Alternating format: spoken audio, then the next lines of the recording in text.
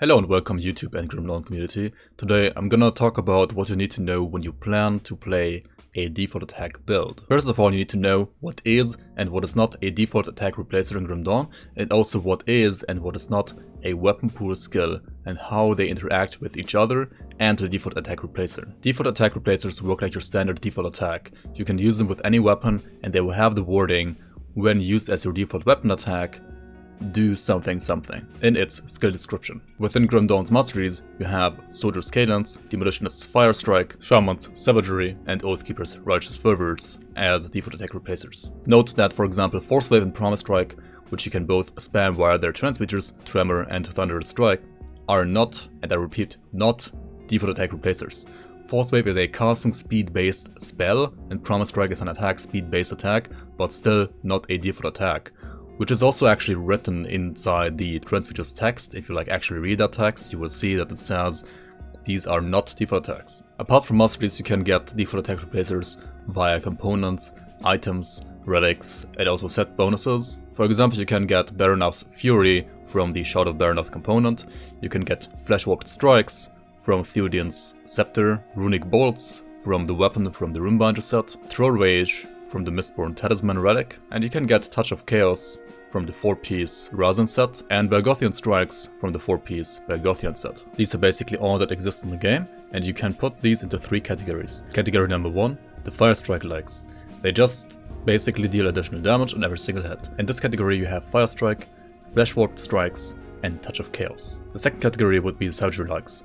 These usually have charge levels, which you can stack up to a max to increase the damage of your attacks. This category includes Savagery, Righteous Fervor, Troll Rage, Baronaf's Fury, Bergothian Strikes, and Runic Bolts. Here you can see that the description is kinda not that consistent. The flavor text doesn't say building up charges increase the potency of the bonuses, it just says afflicts additional damage, which makes you think this is like a Fire Strike-like category 1, but it actually does have charges. Yeah, this is probably like an oversight by the devs, but yeah, it's a charge-based default attack. So far, all of these attacks from category 1 and 2 can proc weapon pool skills that your build spec'd into on every single attack. Now, category number 3 is basically only Cadence. The first and the second hit of Cadence is just a standard default attack, which can proc weapon pool skills.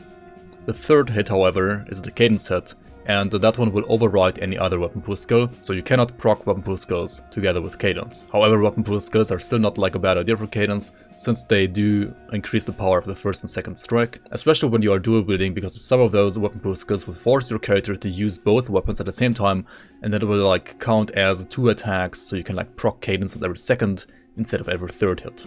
Now, what is and what is not a weapon pool skill, and why do you even care about that? Weapon pool skills in Grim Dawn always have the wording activates off of default weapon attacks. This means they can only proc off your default attacks or default attack replacers, and they can increase the potency of your default attack by a huge amount. Some of them will only work with two-handers, some only with ranged weapons, some only with dual-wield melee weapons, etc. Whenever that is the case, it will say, for example, this is a ranged technique that activates off of ranged weapon attacks, or this is a melee dual-wielding technique that activates off of default weapon attacks. Now, there are plenty of these so-called weapon pool skills, or in short, WPS, across masteries and gears. I'm not gonna go over all of them, there are way too many in the game, but how do you know when a proc is not a weapon pool skill proc, or it's not a weapon pool skill when it basically does not say this procs off default weapon attacks? So for example, when an item has a Fireball skill that has a 10% chance on attack, for this you don't need a default attack replacer, you can just use any attack. Even an aura that hits enemies around you will have a 10% chance to activate this Fireball. Now, how does the actual activation of weapon pool skills work, and how does their damage scale? For this, let's go to my favorite website, grimtools.com/calc, and let's check out some of the masteries that have weapon pool skills. So Shaman has one, Oathkeeper has some, right?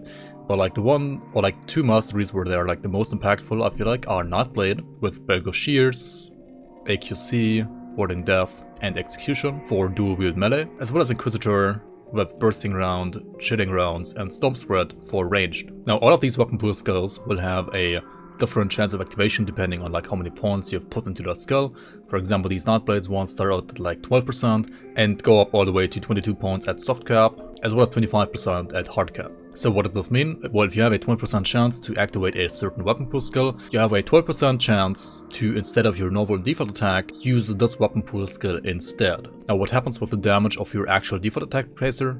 Let's say you had Savagery over here with like all the charge levels, all the lightning damage, all the bleed damage, and like its baseline weapon damage. Well, all of this, right, will basically become the new baseline weapon damage for Belgo Shears. So Belgo Shears will like take all of that, right, and multiply it by 1.1 because of 110% weapon damage, and then add its own damage on top, like the physical percent pierce damage, and also like apply that damage in a 165-degree arc and hit up to 3 targets maximum. Now you can see that if you had all of these at like 25%, and if you add these now together, you are already at 100% chance to use one of these weapon pool skills, right? So what happens if you go over 100% weapon pool skill chance? Well, the thing is, you can only always activate one weapon pool skill per attack. So you can never, for example, like have 2 weapon pool skills activate at the same time. That doesn't work.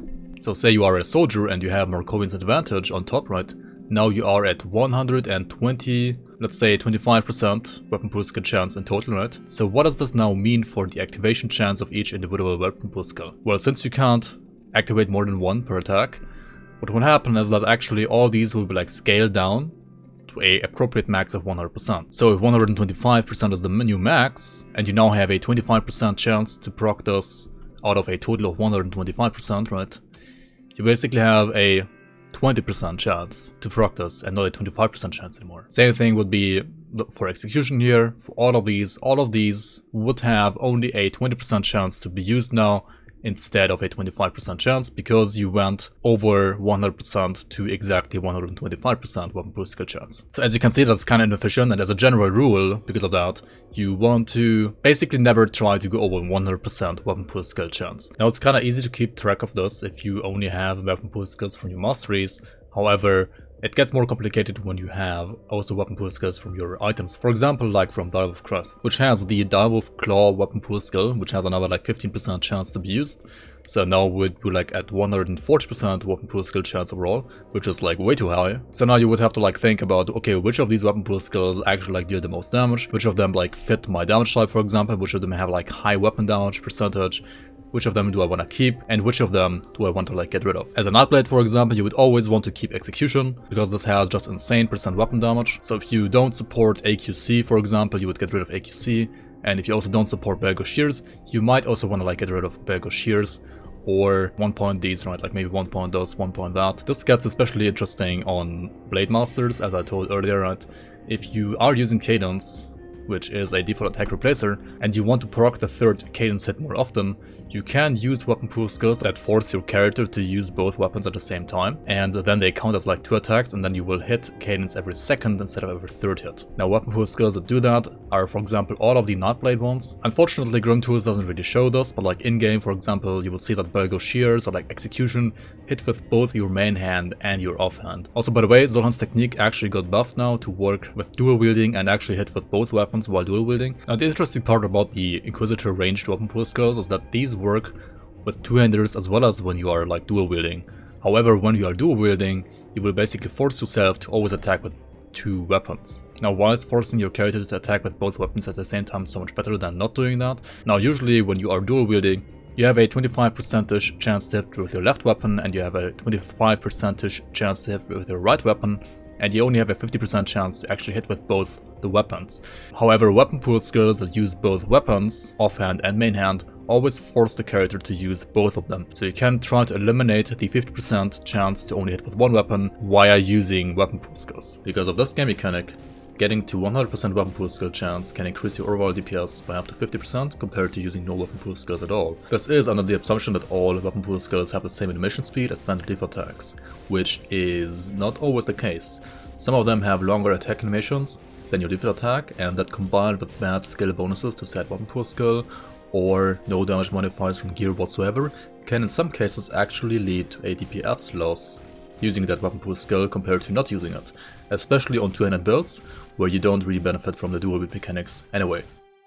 From my experience, some of those weapon pool skills that can in some cases reduce your DPS are, for example, the Necromancer's Necrotic Edge, and in some cases even the Reaping Strike, Soldier's Zul'Han's Technique and Markovian's Advantage, and Nightblade's Bergothian Shears, as well as Amorasta's Quick Cut, and maybe in some situations even Whirling Death. But as far as I know, this is pretty much always okay to use, unless you like put yourself over 100% weapon pool skills. There is one weapon pool skill I haven't talked about, and that is Upheaval. Upheaval is very unique in Grim Dawn because it is the only weapon pool skill that can only proc off crits, and it's also the only one that only works off default attack crits, and it is not weighted the same way that the other weapon pool skills are. Like usually if you add several weapon pool skills together, their chances will simply add up, and the more you have, the better it is for you up until you reach that 100% weapon pool skill chance.